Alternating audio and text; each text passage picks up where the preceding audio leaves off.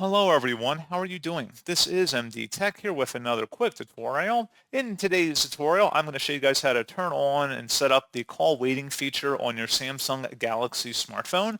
So this should hopefully be a pretty straightforward process here, guys. And without further ado, let's go ahead and jump right into it. So all you have to do is swipe up on your home screen and you want to select the phone app and then select the three-dotted icon in the top right corner and then select the settings button. And now underneath General, you want to select Calls. And then underneath Call Settings, select Additional Settings at the bottom. Where it says Call Waiting, during a call, notify me of incoming calls. You can toggle that on or off depending on your preference.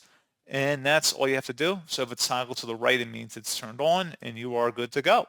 So pretty straightforward process, guys. And as always, thank you for watching. I do hope that I was able to help you out. And I do look forward to catching you all in the next tutorial. Goodbye.